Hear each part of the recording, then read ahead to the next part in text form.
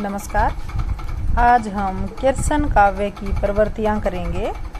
किर्सन काव्य की रचना प्राय उन भक्त कवियों के द्वारा की गई है जो किसी न किसी संप्रदाय से जुड़े हुए थे। अतः किर्सन काव्य में एक रूपता दिखाई नहीं पड़ती।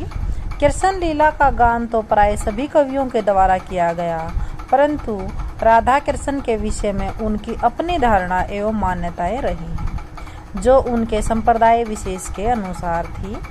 युगीन परिस्थितियों ने भी किर्सन काव्य को किसी न किसी रूप में अवश्य प्रभावित किया है।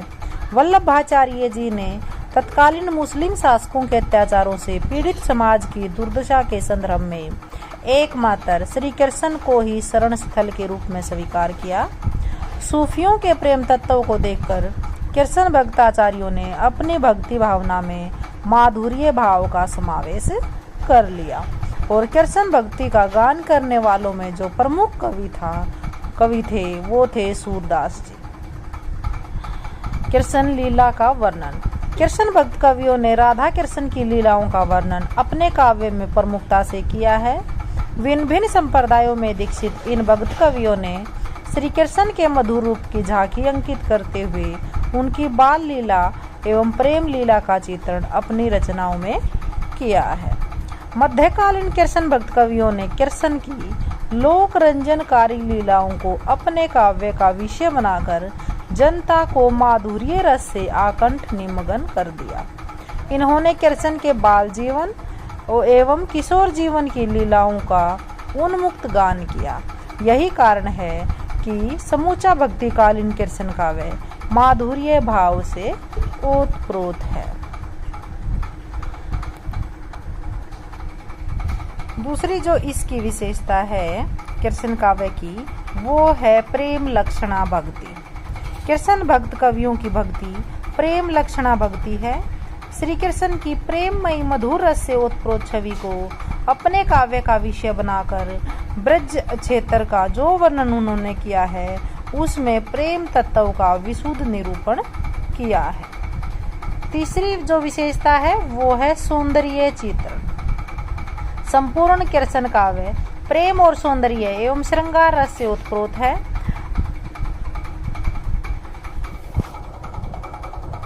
सौंदर्य प्रकृति चित्रण भाव सौंदर्य से आलपित किर्सन काव्य उनके जन मन को अनुरंजित करने में पूर्ण सफल हुआ है। कवियों ने किर्सन के बाल सौंदर्य की झांकी अंकित करने के साथ साथ राधा किर्सन के सौंदर्य का भी हृदयग्राही चित्रण किया है। उनकी परिणय क्रियाएं हैं वो अपूर्य सौंदर्य से समन्वित हैं। यही नहीं, ब्रजभूमि की सुषमा का चित्रण भी किर्सन काव्य में किया गया है। राधा किर्सन की विहार स्थली पावन यमुना तट, वृंदावन, मधुवन, कुंज और कछार किर्सन काव्य में सभी जगह व्याप्त है। नेक्स्ट जो इसकी विशेषता है वो है प्रकृति चित्रण। किर्सन काव्य का जो केंद्र है वो श्री किर्सन और उसकी लीला स्थली है ब्रजभूमि, जो अपने अनंत सौंदर्य के लिए विख्यात रही है। यही कारण है कि किर्सन भक्त कवियों ने जहाँ राधा किर्सन के सौंदर्य का चित्रण किया है वहीं उनकी विहार स्थली ब्रजभूमि की अनंत सुषमा का निरूपण भी उन्होंने अपनी रचनाओं में किया है। भाव प्रधान होने से किर्सन काव्य में प्रकृति चित्रण उद्दीपन रूप में अधिक हुआ है, आलंबन रूप में कम। परंतु जो दृश्य है वो जगत का कोई भी सौंदर्य उनकी आंखों से टूटा नहीं है। नेक्स्ट जो विशेषता है वो है रस योजना। किर्सन काव्य का मूल प्रतिपाद्य है किर्सन की बाल लीला एवं परिणय क्रियाओं का चित्रण। अतः विषय वस्तु के अनुसार उसमें वात्सल्य एवं श्रृंगार रस की प्रधानता है। इन दोनों रसों का पूर्ण परिपाक किर्सन भक्त साहित्य में ही हुआ है। सूरदास जो हैं वो वात्सल्य के सम्राट कहे जाते हैं, क्योंकि उन्होंने अपना जो वर्णन किया है, हृदयग्राही जो वर्णन किया है, वो किर्सन के बाल रूप का वर्णन उन्होंने किया है और ऐसा वर्णन किया है जो अन्य कहीं भी दिखाई नहीं देता। नेक्स्ट किर्सन काव्य की विशेषता है वो है रीति तत्व का समावेश। किर्सन काव्य में श्रृंगार वर्णन के साथ साथ रीति तत्व का समावेश भी हो रहा था। कवियों ने नायिका भेद एवं अलंकार निरूपण करना प्रारंभ कर दिया था। सूरदास एवं नंददास की कृतियों में रीति तत्व का यह समावेश प्रचुरता से हुआ है। सूरदास की जो रचना है साहित्य लहरी, उसमें भी उन्होंने नायिका भेद और अलंकार वर्णन किया है, जबकि नंददास कृत रसमंजरी में नायिका भेद, हाव भाव, रति आदि का विशुद्ध निरूपण किया है। नंददास का एक अन्य रीति पर ग्रंथ है विरह मंजरी, जिसमें विरह के काव्य शास्त्रीय भेद समझाए गए हैं। श्री कृष्ण की शोभा को लेकर नक्सिक वर्णन की परंपरा भी चल रही थी। उसी का आधार ग्रंथ लेकर ऋतु वर्णन भी आरंभ हो गया था। इस प्रकार कृष्ण भक्ति में ही रीति शास्त्र का परिशीलन होने लगा था, जो कि आगे चलकर हमारा रीति काल में वो रीति के नाम से नक्सिक जो नायिका भेद से रिलेटेड जो रचना लिखी गई, वो हमारा इसी से आरंभ हुआ माना जाता है। नेक्स्ट है काव्य रूप। कृष्ण काव्य जीवन के एक सीमित पक्ष को लेकर ही चला, अतः उसमें महाकाव्योचित उदारता एवं व्यापकता दिखाई नहीं पड़ती। कृष्ण के किशोर जीवन एवं बाल्य जीवन की लीलाओं का विशद चित्रण तो उसमें हुआ है, परंतु महाभारत के योगेश्वर कृष्ण जो राजनीति विशारद एवं धर्म रक्षक हैं, उनका चित्रण कृष्ण भक्ति काव्य में प्राय नहीं हुआ है। जीवन के प्रेम पक्ष को लेकर लिखे गए काव्य में मधुरता, सरसता, रागात्मकता तो है, किंतु उदात्तता, गरिमा एवं भव्यता के स्तर पर वह राम काव्य से तुलना नहीं कर सकता। यही कारण है कि राम भक्त कवियों ने जहाँ प्रबंध काव्य की रचना की, वहीं कृष्ण भक्त कवियों ने मुक्त काव्य की। कृष्ण लीला के जिस विषय को लेकर कवि अग्रसर हुए, वस्तुतः गीति एवं मुक्त शैली के लिए ही उपयुक्त था।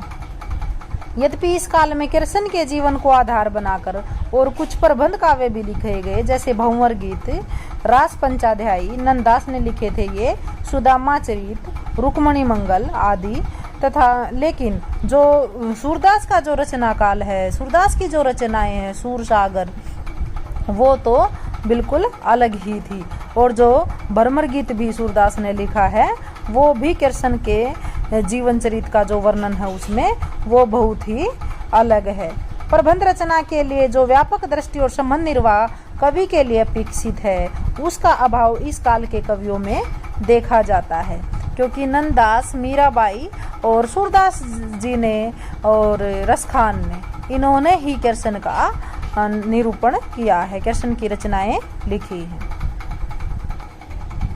नेक्स्ट जो विशेषता है कृष्ण काव्य की, वो है भाषा शैली। संपूर्ण कृष्ण काव्य ब्रज भाषा में लिखा गया है।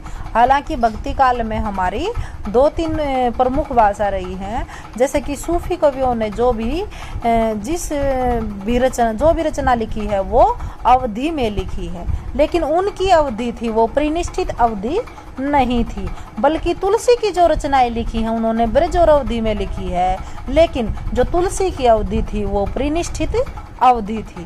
संत काव्य हमारा सारे लिखा वो सारे अनपढ़ थे, इसलिए उनकी बोली सदुकड़ी थी।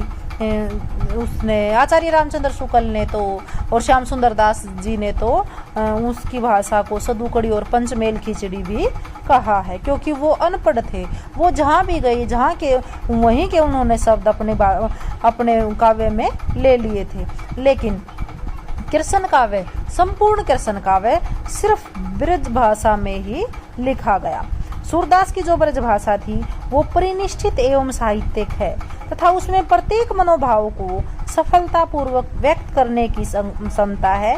उसकी ब्रज भाषा अपनी कोमलता, सरसता, माधुर्य एवं पद लालित्य के कारण व्यापक काव्य भाषा के रूप में प्रतिष्ठित हो चुकी थी, अतः कई 100 वर्षों तक काव्य भाषा के पद पर प्रतिष्ठित रही। ब्रज की लोक प्रचलित भाषा को व्यापक काव्य भाषा बनाकर इन्होंने अपने सामर्थ्य का परिचय दिया है। नंददास को भी ब्रज भाषा का अच्छा ज्ञान था, इसलिए इसके संबंध में कहा जाता है नंददास जड़िया। इन कवियों की भाषा की जड़ें लोक भाषा में निहित हैं। भाषा में लोक प्रचलित मुहावरों और सूक्तियों का भी सुंदर समावेश हुआ है। उन्होंने अभिव्यक्ति को पूर्णता प्रदान की है। ब्रज भाषा की जो व्यापक प्रतिष्ठा हो जाने पर इस समय तक उनका कोई परिमार्जित व्याकरण सम्मत स्वरूप स्थिर नहीं हो पाया था। यही कारण है कि कवियों ने मनमाने प्रयोग करते हुए शब्दों को इच्छानुसार तोड़ा मरोड़ा है तथा लिंग संबंधी जो गड़बड़ी कर दी है वो मीरा की भाषा पर राजस्थानी प्रभाव है तथा रसखान की जो भाषा है वो शुद्ध ब्रज भाषा है। कृष्ण भक्त कवियों ने प्राय गीति शैली का प्रयोग किया है। संगीतात्मकता, भावात्मकता, व्यक्तिकता और कोमल पदावली जैसे गीति तत्वों का समावेश इनकी रचनाओं में मिल गया है। सूर आदि समर्थ कवियों के पदों में अनूठी भाव व्यंजकता, वक्रता, लाक्षणिकता के कारण शैलीगत प्रौढ़ता भी दिखाई पड़ती है। नेक्स्ट जो विशेषता है वो है अलंकार और छंद। सूरदास, नंददास, रसखान और मीरा जैसे कृष्ण भक्त कवियों में अग्रगण्य हैं। इनके काव्यों में अलंकारों की जो मनोहारी सुषमा है वो देखने को मिलती है। उपमा, उत्प्रेक्षा, विभावना, असंगति, प्रतीक आदि अलंकारों का इन्होंने प्रयोग किया। कृष्ण भक्त कवियों में ने प्राय छंद पद लिखे हैं। सूरदास में पदों की प्रधानता है। नंददास ने रूप मंजरी, रास मंजरी में दोहा चौपाई का प्रयोग किया है। रसखान ने कवित और सवैये लिखे हैं। कुंडलिया, गीतिका, अरिल जैसे अन्य छंदों का भी प्रयोग कृष्ण काव्य में भरपूर मात्रा में किया गया है। अतः कृष्ण भक्ति साहित्य आनंद और उल्लास का साहित्य है। इस साहित्य में कृष्ण का बहुत ही सौंदर्यपरक चित्रण किया गया है। उसके बाल रूप का ज्यादा चित्रण किया गया है और जीवन की निरस्ता को समाप्त करके सूक्ष्म और सौंदर्य की ओर अग्रसर करने में कृष्ण काव्य की बहुत ही ज्यादा महत्ता है। कृष्ण भक्त कवियों ने सैकड़ों वर्षों तक भक्तजनों को मुग्ध कर देने वाला काव्य लिखा है। धन्यवाद।